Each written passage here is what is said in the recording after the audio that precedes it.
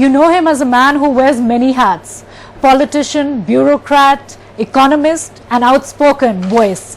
But NK Singh of the BJP also wears another hat, which is long-time Davos veteran, 17 years, Mr. Singh.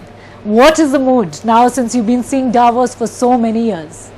Well, you know, frankly, I have seen the evolution of Davos for a long time. It began as a small ski resort. The number of people who came 17 years ago were rather limited. The interactions were more intimate. But Davos has increasingly become more complex, more diversified in the spectrum of economic, indeed, on human activity in general. So I have seen really evolution of India moods also. And I must confess that this time seems to be a magical moment for India. There is not one dissenting voice which doesn't regard India as perhaps the brightest global spot for investment and for future growth potential. But Mr. Singh, all that is on camera and on the surface, isn't it? Because everyone's saying I in the BRICS is the only one standing and shining, and relatively we at 7% plus growth are way better than China and the rest of the pack. But corporate India says we are concerned. We are concerned about the climate. We are concerned about the lack of implementation of reforms. We need more. Yeah, that's true, because it's true that there are some stressed sectors as far as corporates are concerned. Steel is stressed, petroleum and oil prices have come down. There will be consequences for that. There have been cases of stranded assets. Some exposures to national highway program are stressed. But those are precisely the sectors in which the government has tried to defreeze the stranded assets. Look, the significant changes in the highway building program is now very tangible. The significant progress in unlocking the blockages in the power sector. Even a month ago, the new great power reforms called the Uday, which frees up the discoms, that is very significant. Steel, of course, we realize it's a global problem which has consequences, but there are also very high growth points. You look at, for instance, the growth of the digital economy in India, and indeed it would be one of government's great achievement to wire India to move to a digital platform which enables improved quality of governance, when people can receive multiple benefits which the government gives on not direct kind of movement, but through a seamless digital platform which empowers them greatly. So I think that when you look at the totality, you look at the number of startups which are coming up, look at India becoming increasingly an innovation hub and a platform, there is no one dissenting voice that India looks to be now the great opportunity. You know, corporates are asking, Mr. Singh, that the government of India should impose tariffs or import duties on Chinese imports coming in, especially on the steel side. Do you think that's a reasonable suggestion and the government has room to do this? Well, very frankly, let me say that there is always an opposite side of this view. I mean, first of all, India has fully bound by our commitments to the WTO in terms of the manner and pattern of the imposition of tariffs or anti-dumping duties. There is the other side of it, that while steel companies need to be protected appropriately, there are users of steel.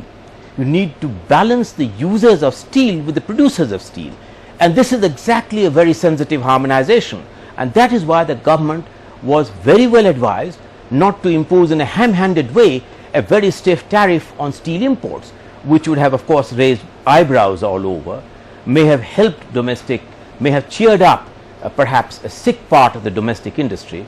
But you have to balance out the interests of all stakeholders, and while we will take every appropriate steps, and the government has said that it is taking every appropriate steps to protect the long-term interest of steel producers, it has to also take steps that the users of steel products in multiple ways are also not penalized, because their input costs would go up significantly. Right, but there's also a belief that 2016 is a year of a golden opportunity for the government, with commodity prices at the prices they are currently, which is a boon for India. Do you think the government can rise up to the occasion and pull the trigger? Because Make in India, Digital India, Smart Cities are all excellent initiatives, but something has to be done in the near term. Well, I think that the government is well on the way to pulling the trigger and ensuring that the gains of this historic opportunity which India has, which for instance, if you remember in yesterday's panel discussion, the chairman Chambers, chairman of Cisco, said this was identical of 2008 and you bust it at that time, and that this is a second opportunity for India, and there is therefore government is fully aware of the need to push ahead. This is a sweet spot for India and we cannot lose momentum. So this government is not going to pass the opportunity? This government will fully grasp the opportunity and realize the multiplier gains that this opportunity has given. Okay, back to a key issue which came up in the panel discussion as well yesterday, and has been a talking point, GST. The delay in implementing it because of the Congress opposition. Now, NDTV has learned, Mr. Singh, that the Congress is amenable to a compromise. Now, when this will be, it could be in the next couple of weeks, it could be just before the new session. But if it does compromise, the Congress seems to suggest that the BJP is not willing to implement the GST for its own reasons. What do you have to say to that? Well, very frankly, I think that both the Prime Minister and more particularly the Finance Minister has said it repeatedly. They are open for discussion, they are open for dialogue, and they are open for arrangements which would be to the overall benefit of the economy. And to suggest that the BJP would want to delay this would, in my view, really be somewhat preposterous, because this is a reform program to which this government in its fullest way is deeply committed. It's a symbol of a very big change of India becoming a competitive investment destination. So you think if the Congress gives that compromise, we will see an immediate announcement of the GST coming through? Depends on what compromises we are talking about, because very frankly speaking, this bill, which has gone through all the stages which are currently under consideration, has been largely crafted by successive finance ministers of the Congress government. So what is the nature of the compromise they are talking about?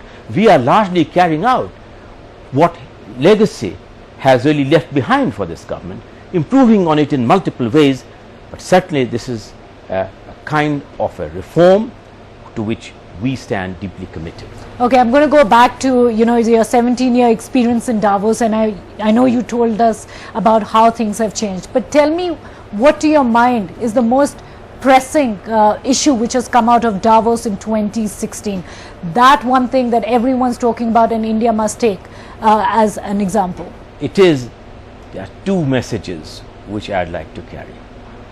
That the doom and gloom currently being experienced in Davos of a meltdown in China, perhaps of the European recovery being more tentative, problems of evolving geopolitics, problems of collapsing stock market and oil prices, the problems which this creates for many segments, whether this is all pervasive and what action can be taken to make it more transient and far less pervasive. So this is one message which I take.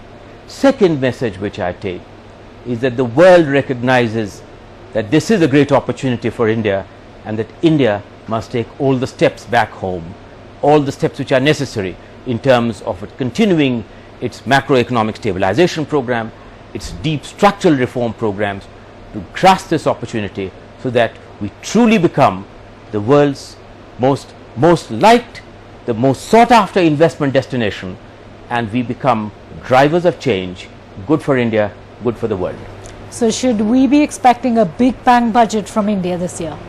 Well, I think we should certainly, I think one should not speculate on the entire enigma and the mystique of the budget, is because Mr. Jaitley's smiles must not be misread, whether in Davos or in New Delhi. But certainly the Prime Minister has said repeatedly that this budget would see a deep continuation of the reform initiatives which have already commenced. Do you feel it will be more infrastructure related? You want to share some pointers about what you're sensing on the ground? I think the Finance Minister in his long interview yesterday has given more than adequate hints or some of the preferred areas of expenditure in terms of strengthening the digital platform, strengthening the infrastructure, strengthening the social sector, making really the growth process being far more inclusive, looking to agriculture and empowering rural India, so that the purchasing power of rural India really becomes an important multiplier in the growth process. Well, we certainly hope so, and thank you for sharing your perspective and your incredible experience right here in Davos. Mr. Singh, thank you very much. Thank you very much. Thanks a lot.